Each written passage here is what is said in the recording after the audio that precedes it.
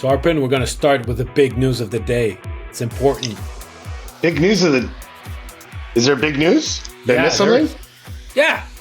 Lucas Condotta's been sent back to Laval. For crying out loud. You got me all... I was like, geez, how did I miss something? But yeah. No, you didn't miss it. You didn't miss it. Just in case. All right. But that's good. Gives a timeline for our listeners as to when we're recording. This is Friday, February 9th. Just after 2 p.m., Lucas Condotta has been sent to the Laval Rocket, which means Alex Newhook is set to make his return to the Canadiens lineup over Super Bowl weekend, the traditional matinee doubleheader starting with Dallas Stars against Saturday.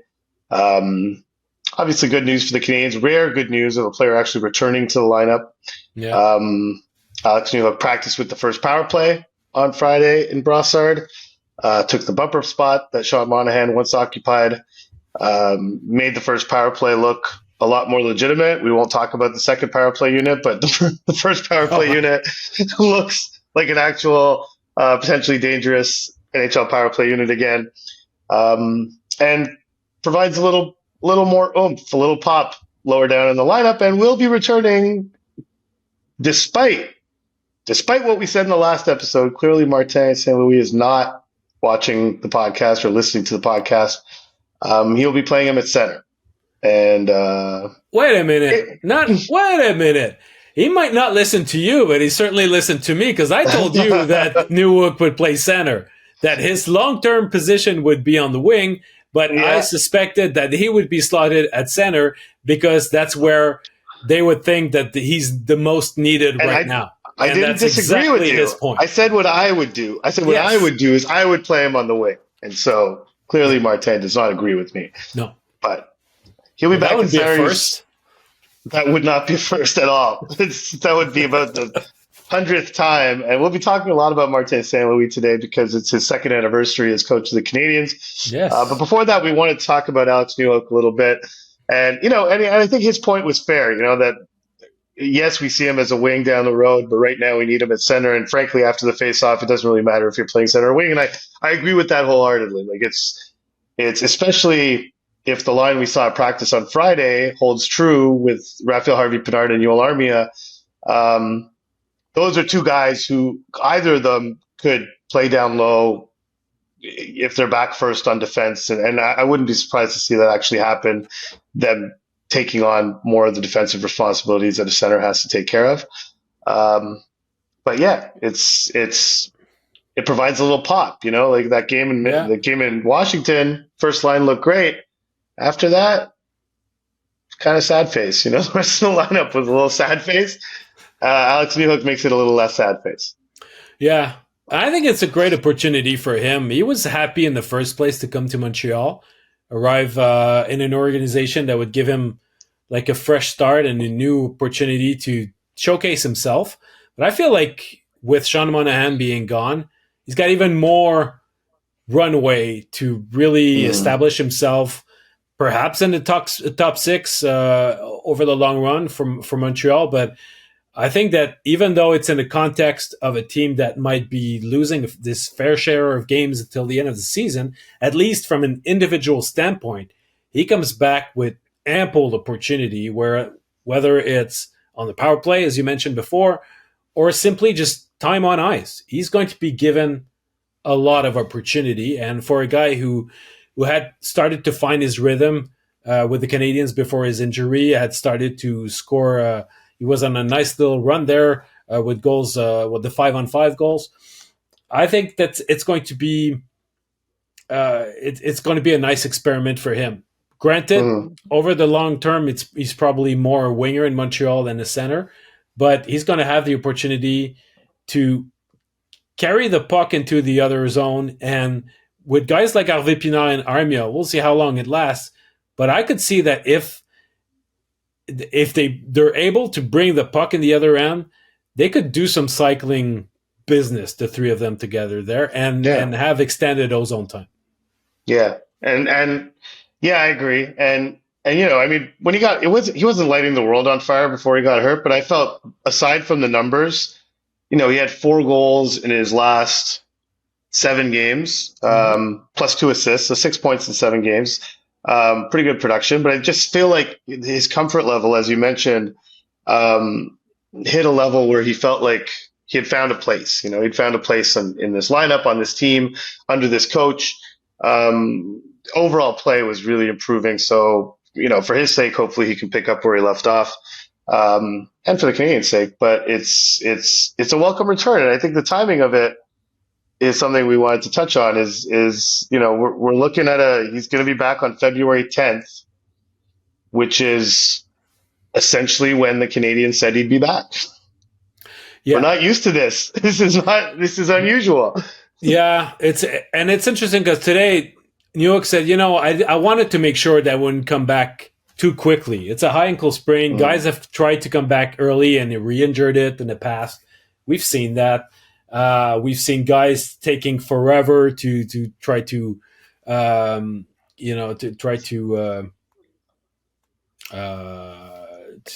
fix it. But in this case, what makes it interesting is that there's been such a big ordeal made out of the medical staff in Montreal, the therapists and whatnot, and the change that have been made in the offseason in that regard. And the Canadiens still had injuries this season. And obviously, some people said, oh, well, you see, it was not Graham Reinsman's fault that all those injuries. Proof is in the pudding because there are still some Montreal Canadiens injured, game after game or whatever. But the truth is, it's not necessarily the fact injuries will happen. But I think that the key change here is twofold. One, they made sure that the player would not come back too soon. And B, the timeline that had been established precisely when he got hurt, they were right on target. So he comes back really shortly after. It was meant to be 6 to 8 weeks. I don't think that we've finished the 6th week yet. So it's pretty good. I think that the fact that the players can be told something and they can trust that they're being told because that timeline is real.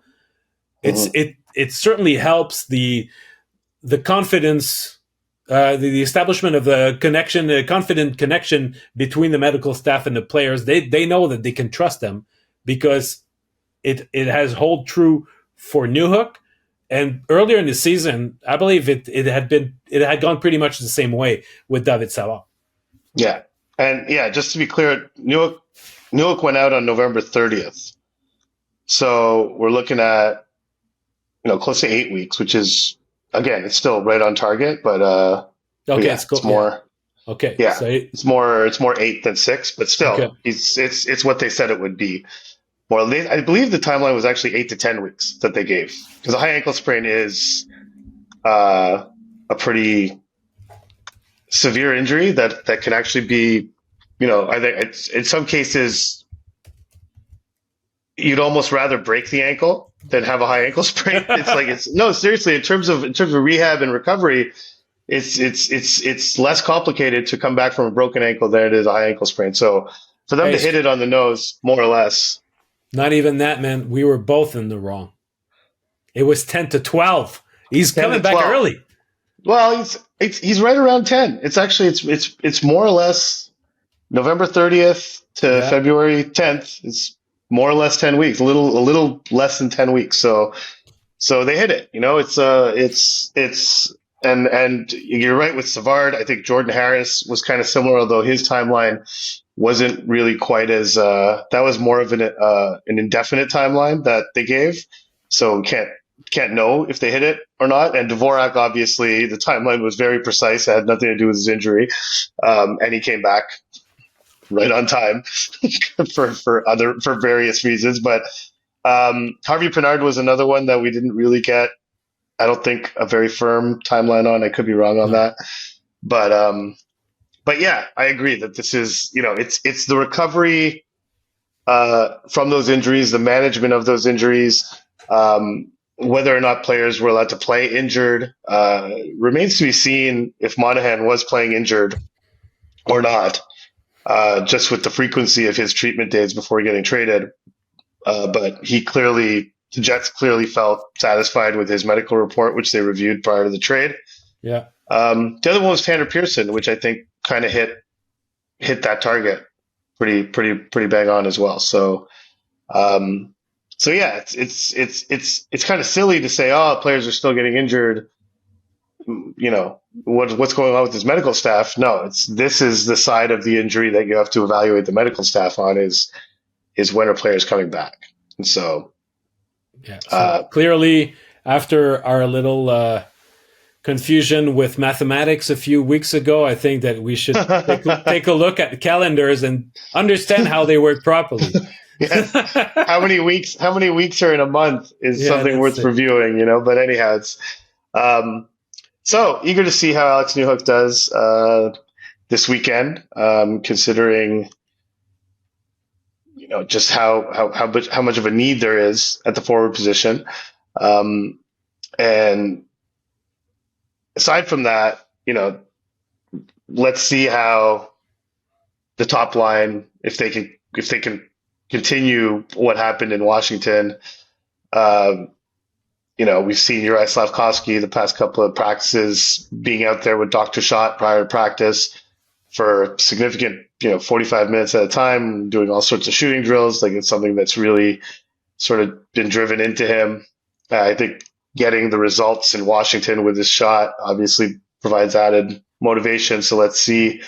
And I think a lot of fans would note that a lot of our listeners would note that the power play goal Uri Slafkovsky scored came on a pass from Mike Matheson, who seen a lot of chatter on the Twitter bot on the Twitter box that that Mike Matheson refuses to pass to Slafkovsky on the power play. Yeah. Well, it's you know let's see if he's turned a new leaf on that one with Slafkovsky, and I think a big issue with Slafkovsky earlier in the season was not only that he wasn't shooting, and I think maybe this might have had something to do with Mike Matheson not passing it to him, is that when he was in that right circle, if you watched his feet would be pointed back at Matheson. And he was not setting himself up to shoot prior to getting the pass. He was setting himself up to pass. Yeah. And which made him very predictable because any defender, whether it's a forward or a defenseman, will see that, will see his feet, and okay, he literally can't shoot with his skates pointing away from the net. So the threat to shoot wasn't there, which made passing more complicated because the penalty killers were playing the pass more. So as long as he gets his feet set to shoot and he's ready to do it, whether he does it or not, will affect how the penalty killers play him. But he has to force them to respect that shot. And the more he shoots it, the more goals he scores, the more those goals wind up on highlight reels.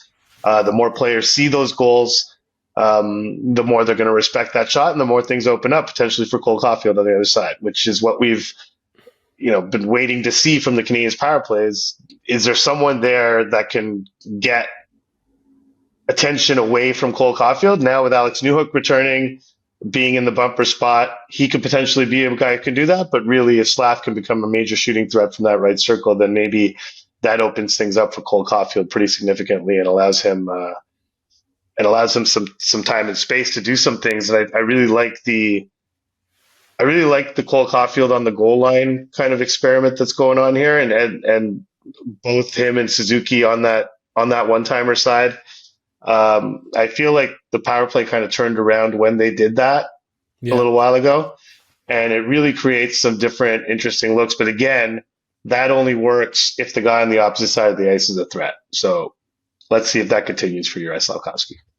Well, you remember when we sat down with Slafkovsky prior to his draft, we were at the combine in Buffalo, and he said Yeah. how he perceived himself more as a playmaker and a passer than a shooter. And Yes. there was last season, even at the beginning of this season, he seemed to defer a lot to more established NHL guys, and he looked at passing all the time. But I think, as you pointed out, that if he can establish himself more as a dual threat, Mm-hmm. it's going to have a huge impact both for him and for his line mates too. And I think that even though he's got more the mentality of the passer, and he likes to let his vision dictate his course of Which action. he still feels that way. Just for the record, it's Yeah, not yeah, just something. It's not something he thought only in the combine. I talked to him about that like a month ago, and he still feels that way. exactly. But Yeah. at the same time, he needs to make the other team think about what he's Mm-hmm. about to do.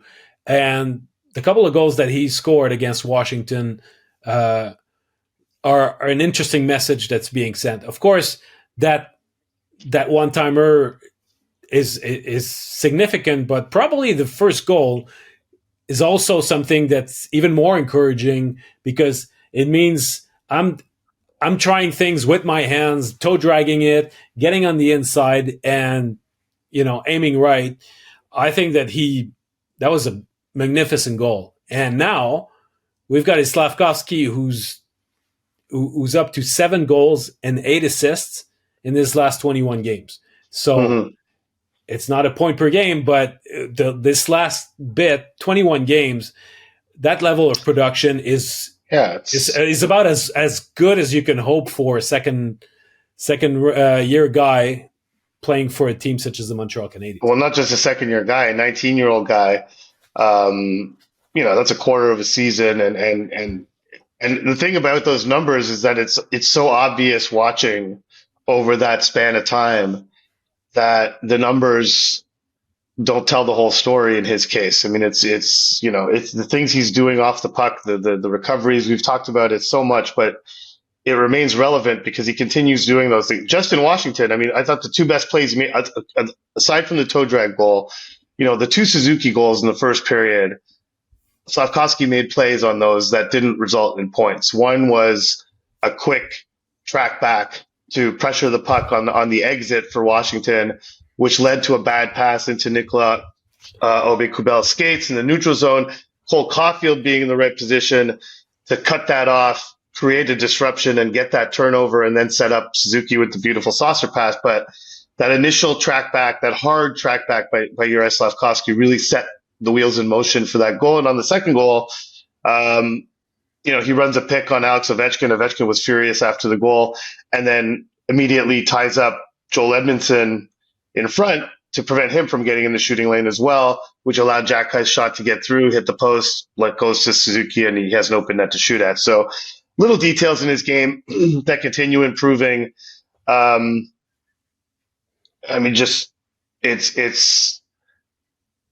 It's going to be interesting to watch and fun to watch if he can keep this going, for the rest of the season. Which I think Slafkovsky is like a good proxy to talk about Martin St. Louis' second anniversary as coach, because this is really his magnus opus. This is his big work of art so far, as the transformation in Juraj Slafkovsky and the work that he's done with him. And he was asked a question, I believe it was on Thursday, if the organization takes any pride in the fact that they kept him in the NHL, that they didn't send him down, that they decided to work with him at the NHL level. And Martin's answer was no. Just a flat no. He didn't elaborate. Then it was sort of re-asked in a different way, and he went, it's easy to look back and say, oh yeah, well, we're the best, we kept him here. But he doesn't have to say that. But I think it's worth pointing out that there were definitely members of the Canadiens organization who were at least contemplating the idea, like, are we doing more bad than good here? Should we send him to Laval, let him get his confidence back, like they did with Arber Xhekaj, like they've done with Justin Barron now?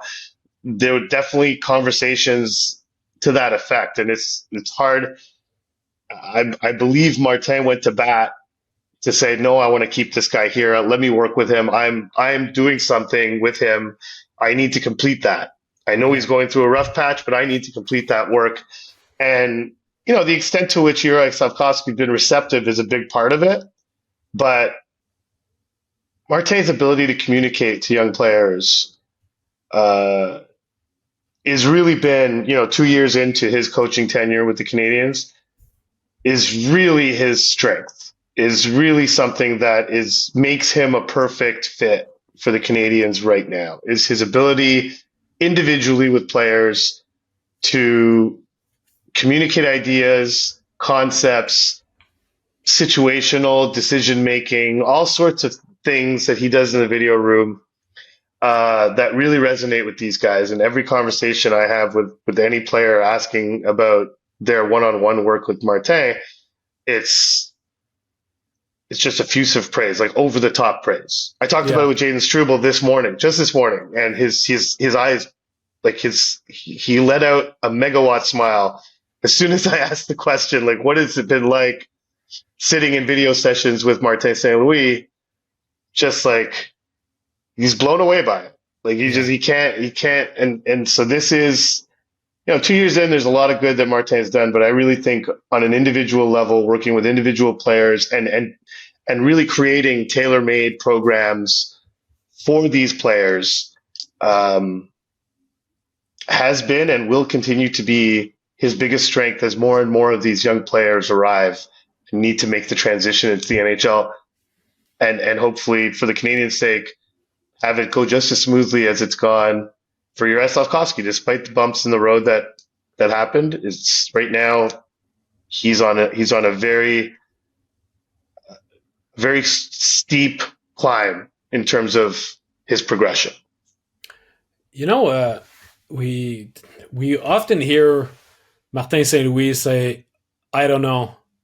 When we ask questions at certain aspects, and the "I don't know" may suggest to certain people who will listen to him, think that he doesn't know or he doesn't have a clue. But it's more like there are so many possibilities during the game, so many potential situations, that which one of this myriad of possibilities with it going to be in that precise situation, you cannot tell in advance. So there's a lot of I don't knows in how we explain things, but he understands how to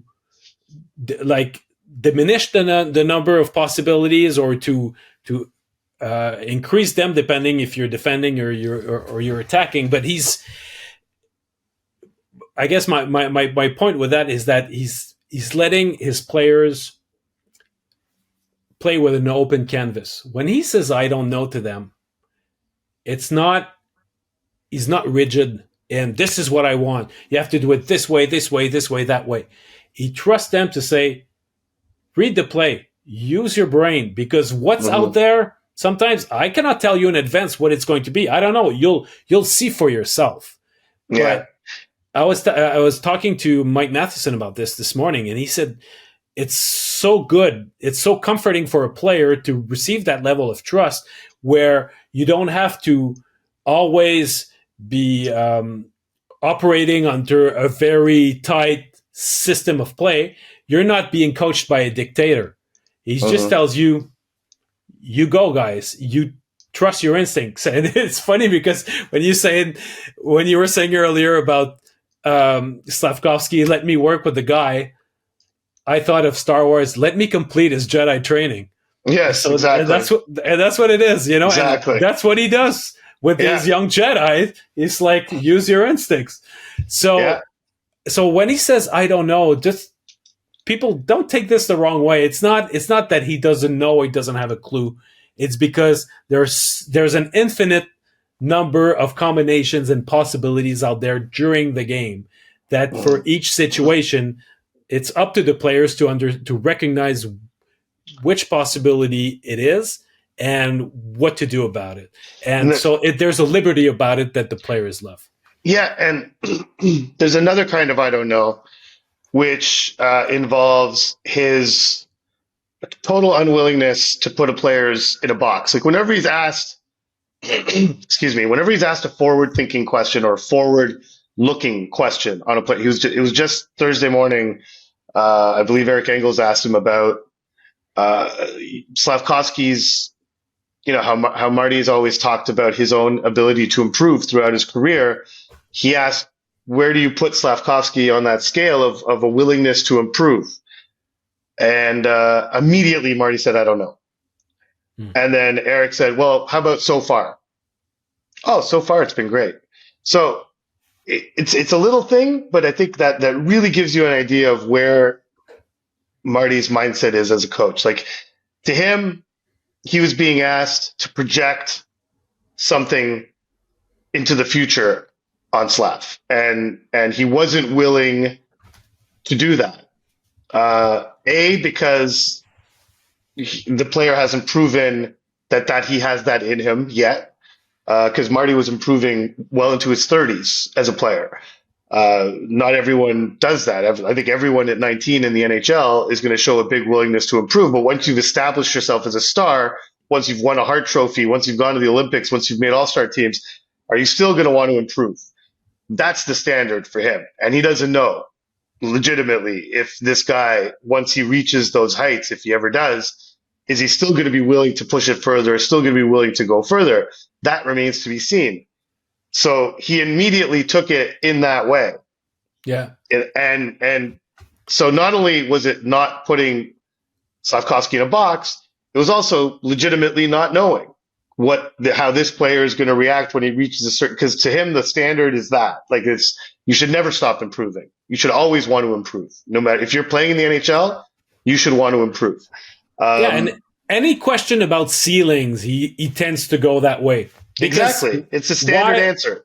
Why should he verbalize or establish a ceiling where actually, progress? The ceiling is limitless. Yeah. Limitless. Exactly. This guy is the limit for everybody. It's just that some people will end up flying not as high as others, but technically the sky's the limit for everybody. And first and foremost for him as a player. If a coach, when he was 21, 22, had been asked what's Martin St. Louis' ceiling, it would have nothing, and such a coach would have, dared answer that question. It would have had nothing to do with what he ended up becoming. Mm-hmm. So, exactly. and you put that, now that he's the coach, you put the same logic in his own answers, and it's like, I won't even get into that. Why would I name what I think he's going to become when there's always the possibility that he might surpass that? So I won't bother. Yeah, absolutely. And he gives that benefit of the doubt to every one of his players, and I think we've talked about it before, and our listeners are probably kind of sick of hearing it, but the best example of that is Michael Pizzetta. And I think some fans are probably frustrated with the potential that Martin St. Louis sees in Pizzetta's game, but it's sincere. He sincerely sees it. Like it's I don't get it either. Like, listen, if there's a guy whose ceiling you could comfortably establish, it's probably him. But Marty refuses to do that, even with him. He sees something where, no, is he ever going to become like a superstar NHL player? Of course not. Is he ever even going to be a top 6 forward? Of course not.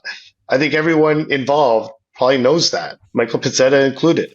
But the fact that he sees more than just an energy guy who can hit and who can fight and who can do those things that you traditionally got from an energy fourth line winger, that there is some offense there. Every time he's asked about Jake Evans, there's more offense there than you think. He always sees this in guys. Listen, sometimes it's just not there. But the fact that he is willing to see it is, I feel, better than the opposite, where coaches will artificially limit a player or pigeonhole a player into a specific role, and you'll be no more than that, and will never get an opportunity to be more than that, because of any preconceived notion the coach might have of you. Martin St. Louis doesn't do preconceived notions. He likes to let things play out. He said it with Newhook when he arrived. He said it with Kirby Dach when he arrived. It's like, I didn't watch video on them in both cases. Did not watch video from last season. I want to see how they do here and build my own impressions based on what I see in front of me. And that's not only a rare thing for a coach, but it is a vitally important thing for a coach in the situation that Martin St. Louis finds himself in on this team, where there will be a stream of young players trying to incorporate the lineup, and they're going to get, as you mentioned earlier, that blank canvas or that blank slate with this coach and be given a chance to make a true impression on him. And that's a valuable thing for this organization at this point in time. But the fact that he's got such a a leaning towards hockey sense. That's how he played. That's how he views hockey. He's got predisposition for players also who let their hockey sense speak first and foremost. He's built to coach that type of players. Mm-hmm. Do you feel like it might be somewhat detrimental to the Canadiens because at some point where you won't have like 23 hockey brains, like very high hockey sense type of guys. You got certain guys that will be more north and south. We've discussed in the past, the hiccups that Josh Henderson has had, under his teachings. You could throw in the name of Gallagher too. Is there a risk, do you think, that he coaches that way with everybody, knowing that what he's looking for, some guys might not have it? Yeah, I do. Like, I think the Josh Anderson example is what I would bring up in the sense that at some point you have to accept the fact that a certain player might have limitations, might not be able to grasp certain things. But even Josh Anderson, I mean, honestly, he has incorporated elements that Martin has brought up with him into his game pretty seamlessly. But at a certain point, he is who he is, and at another point, if you change a guy's game enough, you might get away from what got him to the NHL in the first place. Yeah. And I think in Anderson's case, I think he's kind of dialed it back a little bit, especially after he saw him the way he struggled. Not being able to score deep into the season. And I believe we were in Minnesota when we talked to Marty about this, just his approach with Josh and how once that got deeper and deeper, he kind of pulled back more and more. Like he didn't want to suffocate him, I think was the word he used. So yes, he's coaching him, but in doses, and so it wasn't, and so he stopped hammering home these concepts and the work he was doing literally on a weekly basis last season. I mean, Josh Anderson said once a week he had a one-on-one video session with Martin St. Louis, and who knows how many players could say the same thing, but I think a lot of them could. I think this season when he saw what was happening, he decided to dial it back and sort of let him breathe a little bit. And so, but that's a chicken and egg thing. Like, would there have been some benefit to kind of seeing how Josh maybe was having trouble incorporating some of those elements, some of the more east-west style and slow, like control your speed is a big thing that he talks about with Josh. Whereas I think Josh feels most effective when he's just going 100% at all times and just using that speed to his advantage. Slowing down and using that speed at appropriate times is something that Martin is really big on. And it's something that I don't feel like Anderson's really fully grasped. So I think there's areas that Martin can show some growth still. He's only been an NHL coach for 2 years. And I think that might be it. Like the yang, the other side of that is actually accepting that certain players have limitations and not trying to constantly prove that there's more there than there actually is. Yeah. He said something interesting yesterday. And I'll read the quote because I thought it was a good piece of wisdom. He said, mentioning a player, if the player had good intentions and it didn't work out, you got to be careful to tell him you can't do that because it was a great read. He just didn't execute. And later on, he added, you got to be careful how you coach the intentions because then you're making your players second guess all the time. Yeah, I think it's very interesting. Yeah, except what was interesting about that quote is that was a question that I asked regarding Arber Xhekaj.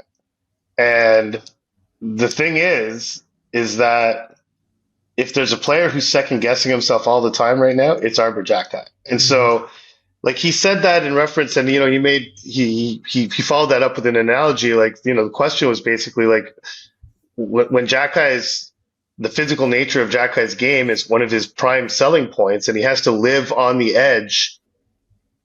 Martin mentioned I asked Martin this. I was like, listen, you said it when Gallagher hit Pelech that when you play on the edge, sometimes you're going to have to go over it. Sometimes you're going to take penalties, and sometimes things like that will happen. However, in Xhekaj's case, who also plays on the edge, he took 3 penalties in 2 games, and he was on the sidelines. He was out of the lineup. And so, how do you correct that without pushing that player so far away from the edge that he ceases to be effective? And I think this is an area where Marty's learning as a coach. I think Xhekaj is actually a great sort of test case for that, because clearly the nature of the penalties Xhekaj is taking, and that's what he was talking about with intentions. It's one thing to take a penalty if the read is good and you're making the right play. You'll live with those penalties, just getting over aggressive or something. But if you're taking foolish penalties, like the first one he took against the Islanders, which was him trying to make a move in the offense, like at the blue line, that was not needed, and he had to scramble, and so that quote, he mentioned, okay, well, if I have an offensive player and his identity is making plays and making offensive plays, but he keeps turning the puck over, do I have to just accept that because he's an offensive player? Which is a very fair analogy. Like you can't just say, oh, well, Xhekaj's physical, so I'm going to have to live with a penalty a game, basically. Yeah. That's not true either. But I think he is somewhat navigating that, and that's maybe a more difficult thing for him to navigate. Like it's he was a very aggressive player. He found himself in the penalty box a fair bit because he was so competitive, and so he was hard on pucks, he was hard on forecheck. But you talk to Xhekaj now, and he's not quite. He doesn't strike me as a guy who seems all that sure of how he should play.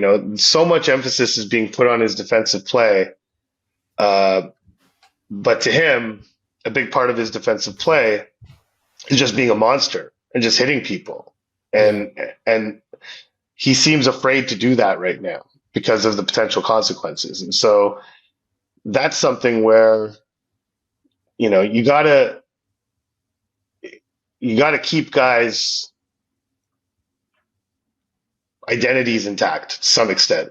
You can't try to change everyone. So I think that's something that he's still navigating. I think more experience will probably give him more techniques and more methods to do that. And that was kind of behind what I asked him today, because I found it curious. The reason I thought of it is okay, well, Ryan Backert's going to be here at some point. Hudson's going to be here at some point. Like the future of the team is on defense by and large. How comfortable does he feel coaching defensemen or instructing defensemen? And he said, I feel very comfortable doing that. It's not as big of a difference as it used to be. The game is changing and positions are changing, and he thought his comfort level was very high, and that's fine. But you look at Xhekaj and what's happening there, and maybe the same will be true of, I don't know, Reinbacher at some point, or someone else for a different reason, maybe not for the same reason as Xhekaj, but I find that to be an interesting sort of challenge for a young coach to get this player who's clearly a part of the Canadiens' future. I think the organization, I think even the coach sees him as a part of the future, but how he's navigating a bit of the same process that Slaf was navigating is going to be an interesting test case for how Marty's developing as a coach. Well, I think, helping a player find his mojo again is definitely part of, a coach's toolkit or actually things that he needs to do, especially young players. But I find that Xhekaj is in a bit of a particular situation in that sense, because very seldom do you see young players arrive in the league for first games at 21 years old, and right from the get-go, he skipped the American League. He arrives in the NHL, and right from the get-go, he establishes himself as a physical presence, as an intimidating player, And not only does he like he conquers the heart of every Montreal Canadiens fans, but he creates fear in the opponents right from the beginning. And this is Mm-hmm. not from a Right from rookie. preseason. This is not something you see every day. You see Yeah. guys that will, talented offensive players that will dazzle you, and they'll start, they'll storm out of the gate in their first few NHL games. You see that often, and then Mm-hmm. maybe that they'll go through a rougher patch. But for him to arrive in a men's league, all of his 21 years old, and have the impression that he's a kingpin, and all of a sudden, if he's got to de-escalate from that, finding his mojo again is a different story, because this is the reality that he's lived last season, and the persona that he's developed so fast is puts him in the category that honestly, there's very few players that have experienced that in the modern hockey. Yeah, no, I agree. And I mean, it was so fast. It was his fifth NHL game when Arizona came to town last season. That's when he fought Zach Cashin. Mm-hmm. That's the fight as his first official NHL fight. That fight shook him like a rag. Shook him like a rag, and that clip went around the league. Like that established him as something really, really quickly. But I'm looking at his game log right now. Second game took a minor penalty. Third game took a minor penalty. Had 4 penalty minutes in his fourth game, and then obviously the fight in his fifth game. But went through stretches. He had a 3-game stretch where he took 4 minors last season. Another 3-game stretch, a minor in each. Like, this is something that's not just from this year. It's something that's been lingering with this player, and so it just feels like it's interesting to me, because it's clear that the player, it's himself, to me at least, doesn't seem all that certain of how to best use his strengths. Yeah. What opportunities he has to use those strengths. So he's not. When Martin said in that quote, like, otherwise they're second guessing themselves. Well, yeah, Arber Xhekaj is second guessing himself a lot right now, and maybe for the best. You can't constantly be putting your team.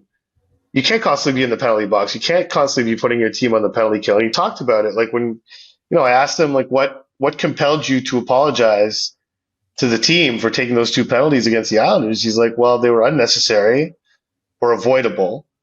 And, when I do that, the guys who aren't on the penalty kill are sitting on the bench. The guys who are on the penalty kill are out there blocking shots. They're playing hard minutes because of me. Momentum swings, all sorts of things. Like, I put the team in a bad spot, and I felt like I should address it, and power to him for doing that. But it's a difficult coaching dossier, because there's something that needs to be corrected.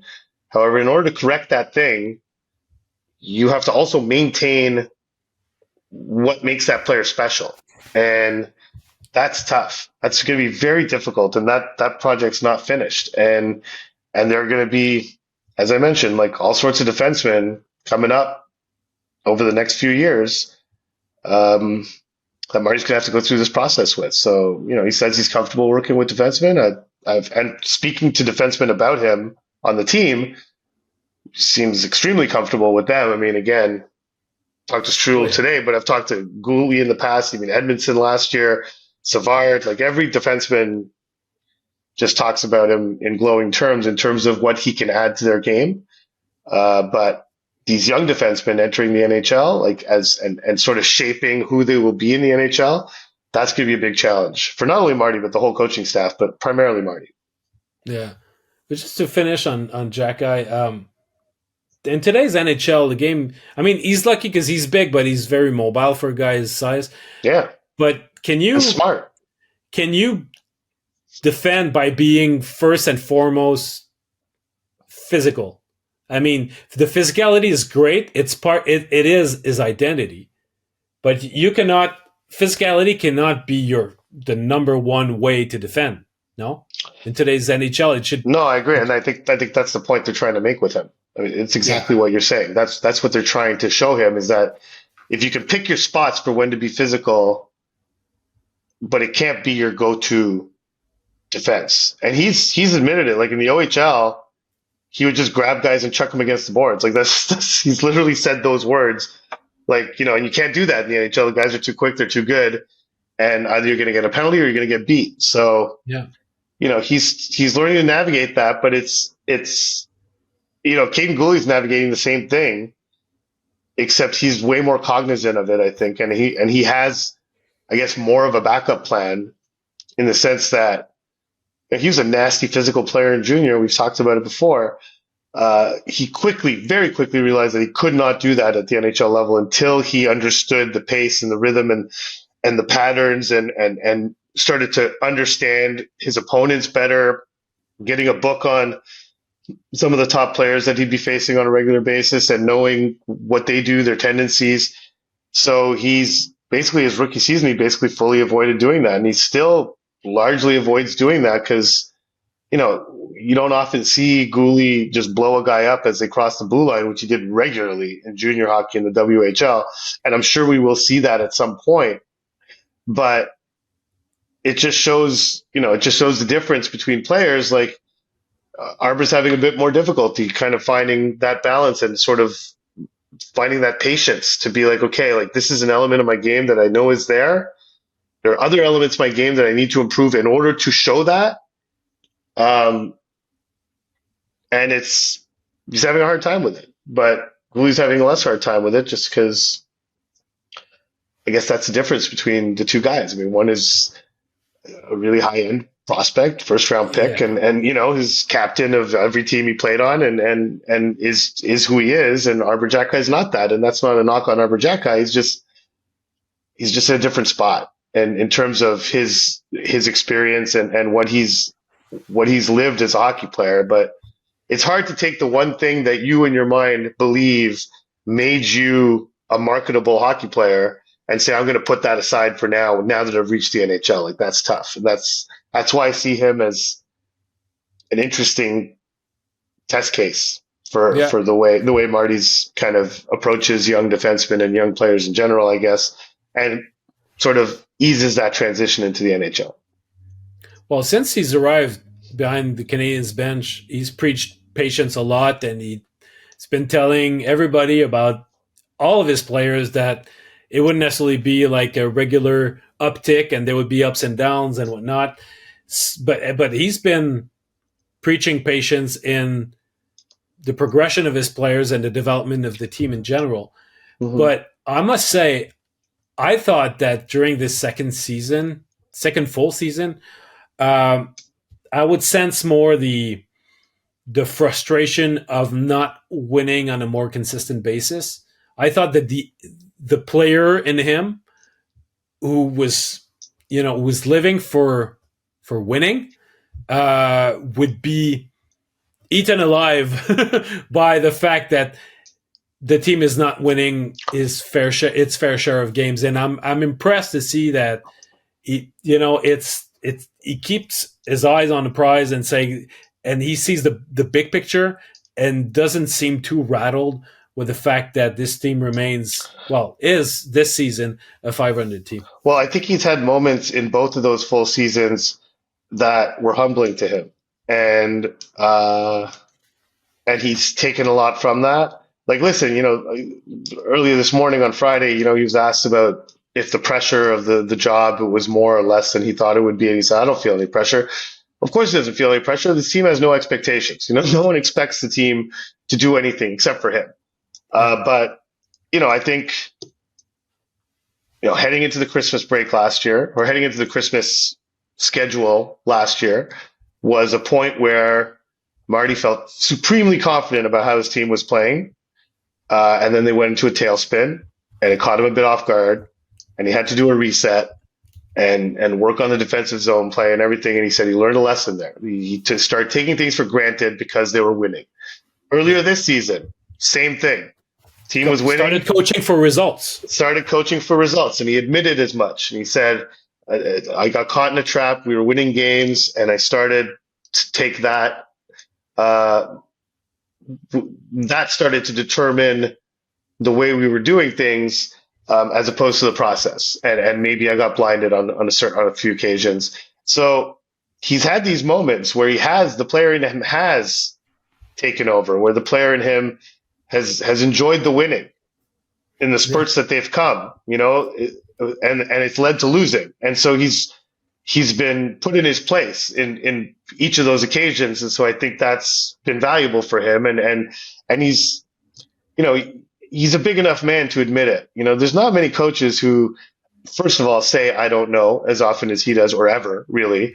I think that was after our first meeting with him. I think the first story we wrote about him was the fact that he's willing to say, I don't know, which you don't see from NHL coaches. But the other thing is having the humility to admit when he made a mistake, or he lost his way a little bit, or he took things for granted, or didn't coach the team properly during a stretch. Like, he'll admit that. And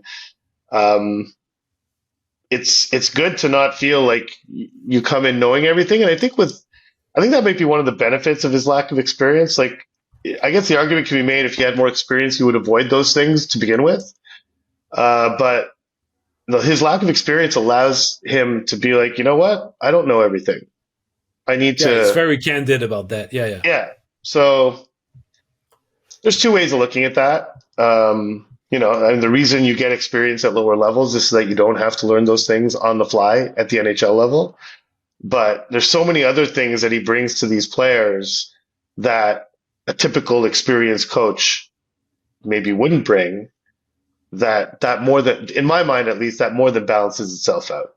Benefits outweigh, in my opinion, the downside of his lack of experience. I mean, 2 years behind the Montreal bench, 2 years as an NHL coach, 2 years removed from coaching U15 hockey in Connecticut. I mean, it's really, everything's relative here, but the question is, will Marty's progression as a coach mirror the Canadiens' progression as a franchise and as a team, so that he will reach a point where he's ready to coach a winning team and not just be, quote unquote, I guess, a development coach, but actually be a coach who goes out and wins games, at the same time as the Canadiens players are ready to no longer need a development coach, but need a coach that can win them games and win playoff series and do these things. They're kind of on a similar track in that sense. And so it'll be interesting to see if they can each reach that point at the same time, and who will get there first, and how that goes is going to be one of the more interesting things to observe, because it's very true that at some point this team will need more of like a tactician, someone who does coach for results, because that's what the situation calls for. And Marty has to, has to build himself to that. He must think that he can be the coach to do that too. It's just that he'll have to adapt his message, reducing the margin of error, or his level of tolerance towards mistakes or towards lack of execution, and be more demanding on the day-to-day. Yeah. Because so it's just, at some point, when you're a better team and you're meant to win now, there's no room for error. Whereas the Canadiens right now, there's still room for error. It's just, there's no room for repeating the same mistake over and over. Well, it's one of the Martyisms, right? Is that they established a new standard. When he talks about the team, the game in Vegas, for instance, which they lost, but he said, we've set a new standard. It's not me who sets the standard, it's the players. He says that a lot. So the players will progressively set new standards as they go, and he's going to have to set new standards for himself as to how he deals with certain situations. It's how he coaches individual players, the standard of conduct on the team, like, the whole Gallagher taking late penalties, which we spent a whole episode talking about. Does he handle that situation differently if they're on a winning team? and this veteran player is costing them games late in games by taking unnecessary penalties, oftentimes 200 feet from his own net. Does he get the same benefit of the doubt because he's Brendan Gallagher, because he has a letter on his shirt? If the team actually needs those points badly, as opposed to now when they're kind of inconsequential, probably. It's probably dealt with differently on a winning team than it is right now. Yeah. So that's an adjustment that'll happen, I guess, organically over time, but we'll have to see if that actually happens. Yeah, you look at Rick Tuckett in Vancouver earlier this year. He had some situation with his Canucks where he showed zero tolerance for certain things that he thought were unacceptable, but because he saw that his team was had an opportunity to win this year. And so, after I think they had won a game 8-4, something like that. And he went through all the negative things he had seen from his team during that game instead of celebrating the fact that Elias Peterson had a hat trick or whatever. I think that at some point you adjust your message and you become sharper in your criticism or in what you expect from your players, just based on the fact that they're in a position to give you more. And being too critical, too critical of the current bunch would be a bit pointless because they're giving you pretty much as the best that they can under the circumstances. Yeah. As those circumstances change, that standard should change. Yeah. But again, like Marty likes to say, we don't know.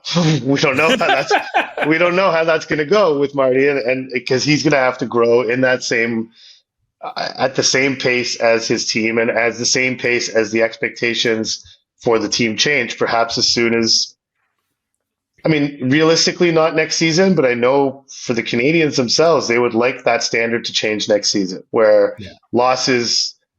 Not to say that they're acceptable now, but I think they are.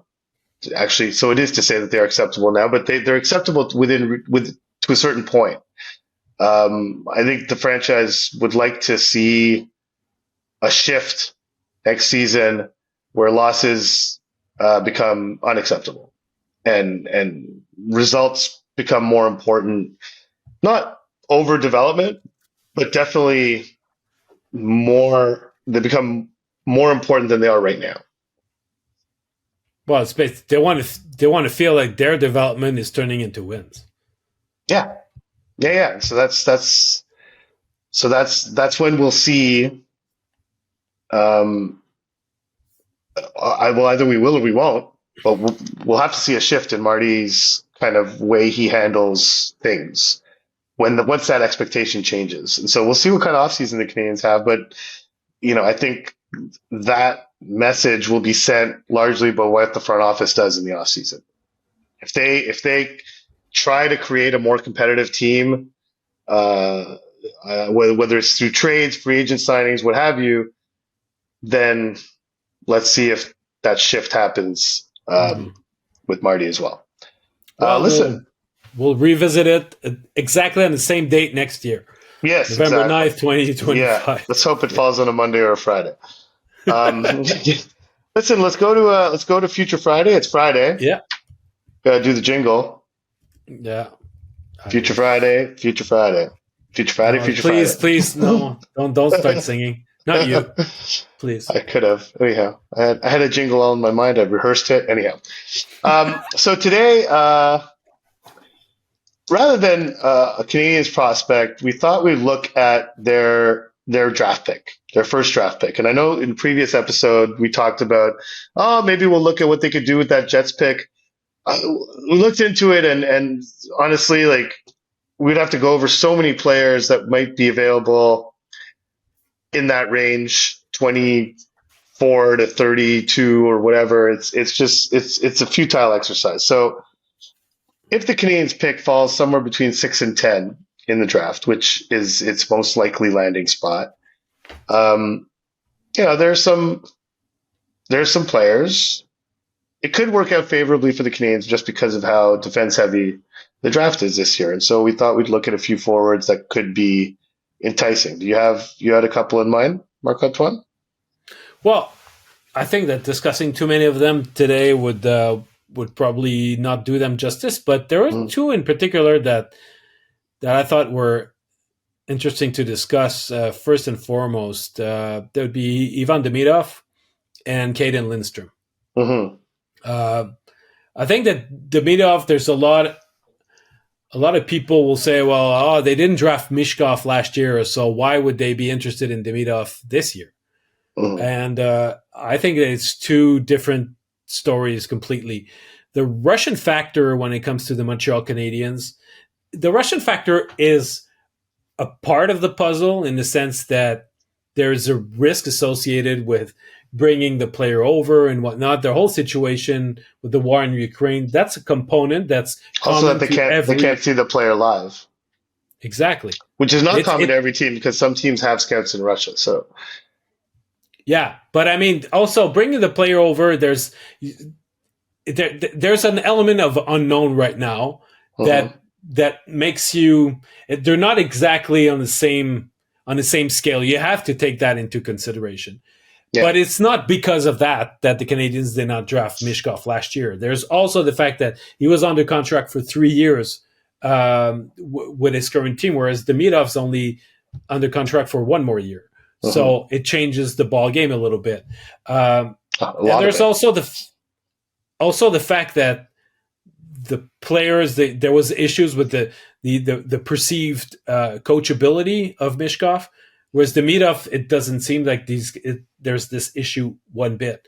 Mhm. He's a dynamic left shot right winger. Uh, I don't know exactly where he's going to fall because of the issues with him being Russian, but he's a clear cut top 10 pick at this point. The best junior player, the best junior league player in Russia right now. He's been tearing the MHL apart, and I mean, right now he's on a. I mean, during a 10 game stretch in early January, he scored 11 goals and 27 points, and right now he's got a 16 game point streak, and he's every bit an highlight reel guy as Mishkov was last year. So Mhm. I think that he's more in consideration to be drafted by the Canadiens than Mishkov was last year. Yeah, I would say that's fair. Lindstrom is a guy who fits what the Canadians see as being vital to playoff success. They looked at Slafkovsky, the frame, just the total package, and said that's a guy that gets you through the playoffs. To use a Marc Yeah, Bergevin term. I could see them seeing Lindstrom in a similar vein. Lindstrom's interesting just because of the wide range of evaluations on him, and I think I think the NHL scouting community in general is starting to um, maybe rethink how they see bigger players, understanding that they might need more time. I think the Byfield case in LA was pretty eye yeah, opening for some people. I think a lot of people saw him in his draft year as a can't miss, surefire. He's going to be an impact player within 2 years on your team. Took him longer. He is that now. He's an impact player on the Kings. He's very effective NHL forward. Will he ever be a superstar NHL forward? Maybe, maybe not. It still kind of remains to be seen. And I'm not comparing Lindstrom to Byfield. It's just that he is a bigger guy. So you do need to take that into account, but it's generally what the Canadians do like. But I think the one thing I want to talk about with this pick, and I'm sorry to get there right away, but we're running a little long here. But what's interesting to me is that um, every year, fans, media to some extent, clamor for BPA, best player available. yeah, Don't draft a position, draft BPA. Um, Already, we've seen Ken Hughes kind of oddly defensive when mentioning that they used the first overall pick on a forward. He was answering a question, I think it was from Anthony Martino in his midseason review, um, about the need for forward help. And all on his own, basically, Ken Hughes said, well, remember, we spent our first round pick a year ago on a forward. And I'm like, okay, no one asked you about this. Like, no one asked you about that. You just brought that up on your own. Uh, so what's interesting to me is that with the way the draft is playing out, it's entirely possible that when the Canadiens go up to the stage, assuming they use the pick, and I think you brought up the possibility last episode that maybe they trade that pick for more immediate help, and maybe they do. But it's entirely possible that the BPA, when they get up on stage at the draft at the Sphere, Is a defenseman. is a defenseman. Yeah. So would people still be in favor of BPA under those circumstances? Like, ask yourself honestly, because I have always been of the mind that yes, BPA, but the draft having a shorter timeline between the stage in wherever the draft is and your actual lineup, that time has shortened significantly. Yeah. So I feel there has to be a team building aspect to drafting. And so in that sense, it would be, in my mind, silly for the Canadiens to go up there and use their first round pick on a defenseman. But if you're going to go say, well, just draft BPA, well, how would those people feel if they walked up there and drafted a defenseman? I think they'd lose their minds. I think they'd absolutely go bonkers. And yeah, but what is the best player, honestly? You know, best player is the sum of all of his skill. Is it how the player that best fit our style, the best fit in our hierarchy? The best player available is especially when you compare defensemen versus forwards, it's a little bit apples and oranges. Well, that's the trick of the draft. I mean, it can't be apples and oranges. You have to make that evaluation, right? And so, my point is what you consider the best player available is always through the lens of your own team, not just the evaluation, but where he will fit. Well, that's what I'm saying. I agree with you. I don't think that's what everyone says. I think when people I think the connotation of best player available is forget your own team. Forget what your circumstances are. Forget everything. Just evaluate the players as they are in a vacuum and take the best one. Take the one that you think is the best one. But don't start drafting because you have a hole on right defense, for instance, which is, the Canadiens openly admitted if David Reinbacher were a left shot D, they probably would not have drafted him at number 5 last year. This made people crazy. This had a lot to do with the reaction to that pick, because I think Ken Hughes saying that gave the impression that they were drafting for positional need. Yeah. My argument then, and remains so now, is that positional need is a factor in determining the best player available. I mean, it's something that's a reality that you need to take into account. But if you don't believe in positional need being a part of that equation, then you can't be upset if the Canadiens draft a defenseman with their first pick. Which means, because I know. Oh my! But imagine that the Canadiens draft number 6, let's say, and at 6 you've got Levshunov who's still available, or Dickinson, and or Silayev, or whoever. Yeah, Silayev would be actually the perfect, because he would be Russian and he would be a defenseman. It would just be the perfect thing. And so, but I think it's something that people need to get their head around to some extent. I personally don't think the Canadiens are going to draft a defenseman, because I personally think that they take positional need and organizational depth and team building into the decision-making process when they're at the draft table. And in that sense, taking a defenseman would be ridiculous with their top pick. And the way that things are playing out, with as many potentially impact defensemen available, they might get a forward that otherwise would not have fallen that far in another year. They might get the second best forward in the draft, for all we know. I mean, it's possible. Sure. You talk about Demidov dropping. I mean, I think all things being equal, if he didn't play in Russia, and if he would be considered the second best forward in the draft. Mm-hmm. and he could fall to them realistically because of circumstances and because of the strength on defense. And obviously after Celebrini goes number one, we could see a run on defense, and the Canadiens could be sitting there with a chance to draft the second best forward. But if that doesn't happen that way, and Demidov goes, I don't know, third or fourth or whatever, and it's a bit of a mix, and they arrive, and one of those, Levchinov or one of those top end defensemen are available to them. It's an interesting dilemma. Like, what do you do?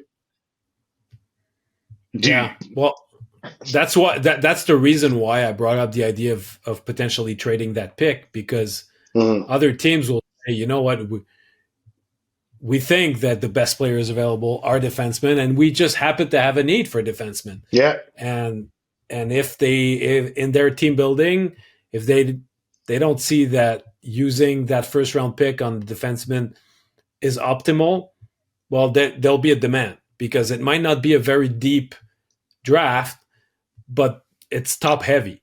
So that top 10 or so is pretty good. Yeah. But what's also interesting about this draft is within that top 10, obviously excluding number one, but within that top 10, there's a lot of maneuverability. There's a lot of players that are going to find themselves in different spots on different lists. And so what one team might consider the third best player in the draft, if that player is available at 7, then what's that team willing to give up to get that player? And if the Canadiens have 5 of their top 7 players available at 7, and they trade down to, I don't know, whatever, 13, 14, and think that one of those guys might still be there, and we can get a significant piece for now, I guess it's possible. Well, the other thing about drafting a defenseman is that defensemen take longer to establish themselves in the NHL. Everybody knows that. But now, in the coming years, you already have a first wave of young defensemen that you're integrating. The Ghoulies, the Xhekaj, the Struble, Harris. And then you'll have that second wave with Reinbacher, Hudson, Mailloux, and possibly others. So how many years will you have integrated enough of those young players so that the first round pick that you draft this year could be added to that group without making it a too young blue line? Yeah. So it might take 4 years, and maybe that guy could be ready before 4 years, but he'd be ready if he's inserted in a blue line that's got some veteran presence, and they're not playing 5 guys out of 6 that have 3 years or less of NHL experience, Yeah. So I think that at some point when we talk about team building, that has to be taken into account. And it's not drafting for need, and it's not best player available either. It's just, how is he going to fit? It's how not are where, you going it's to build how are you going to build a team? Yeah. That's what it comes down to. And I mean, I think this administration has demonstrated at the draft so far that is a factor for them. But it's possible because of that if they use that pick, which I think we both agree that is more likely that they will use it to draft a player than they would to trade it away. Yeah. It's possible that they won't draft the best player available. And maybe there's nothing wrong with that. It's kind of, because if that best player can't be at his best in your organization, like all these people who say, well, just draft him and then trade him, it makes no sense to me. Like it just doesn't make any sense. Like it's not. That's not a. You have to trade him. You have to draft that defenseman if you think that he's going to be better than all of the other defensemen you already have. Yeah. If you think you look at your group of defensemen saying, oh well, we got numbers, we got quantity, but how many of them are true first pairing defensemen? Yeah. And if the number is below 2, then maybe, okay, fine. You've identified a guy that's a sure shot first pairing defenseman in your projections, then that's understandable.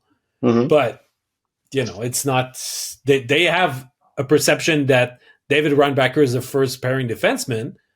He's not a sure shot first pairing defenseman. Who knows? We'll see. Same for Hudson. Same for pretty much all of them. Mm-hmm. But it cannot be just one more guy that can be a top four defenseman, because they've got a shit ton of them. Yeah, it has to be a first pairing defenseman, and that's where, when we talk about a draft that's defenseman heavy, there seems to be an interesting number of guys in that range that could be potential first pairing defensemen. So it's going to be quite a conundrum. I look forward to a third year in a row covering a draft amid a meltdown from the fan base because they drafted a defenseman. And listen, to be clear, this is not based on any intel that I have gathered, Marc-Antoine has gathered. This is just a possibility that we're kind of spitballing because it seems relevant. I mean, it just seems like this is a situation that could present itself. So, it's worth discussing because I find it to be an interesting dilemma. Do you take a defenseman because he's best player available, or do you take the player that you think best fits into your organization and fits into a plan that you have to build a competitive Stanley Cup winning team? Yeah. Or do you take a little bit of both? Which is what I think they try to do, is take a little bit of both, but definitely have the team context in mind at the draft table. Well, when you look at the way that they've gone about their rebuild for now, they've tried to find ways to accelerate things. It's not just filling up the cupboards with a bunch of 18-year-olds. So they've, with the Doc trade, with the Newhook trade, it's things that accelerate the process. If you draft Caden Lindstrom, or if you draft Demidov, or if you draft maybe Cole Eiserman, one of those top forwards, you can insert them in your forward group, and it's not going to slow down anything. But I think that if you add one more defenseman, it's not exactly. I don't see the use that it's going to have in making this team better. I know you draft for 5 to 10 years down the road, but if there's a motivation in making this team better in the medium term rather than just the long term, there might be different uses for that draft pick without just saying, well, we draft another defenseman and we'll see at what year he'll be able to join our team. It's this is a component that strategy is. There's a component to it that's impacted by how fast they want to get to where they want to go. Yeah, agreed. Okay, so that's Future Friday without a jingle. Thanks everyone for listening. Obviously a big weekend ahead. We'll be talking to you again on Monday after the Super Bowl matinees are finished. But otherwise, enjoy the weekend. Enjoy the Super Bowl. Who you got in the Super Bowl, Marc-Antoine? The Rough Riders. I don't care. I'll say the Chiefs. I don't know. I don't know why don't you anything stick about with the Rough Riders? Stick with the Rough Riders. That was such a good pick. All right. Yeah, I don't know anything about football. I got the Niners. I've decided I don't like the Chiefs anymore, and I'm sick of them. So I got the Niners. Yeah. Thanks, everyone. Thanks for listening. And if you are on Apple Podcasts right now or on YouTube, hit the subscribe button and hit the give us a good rating on Apple Podcasts if you can. We'll talk to you on Monday.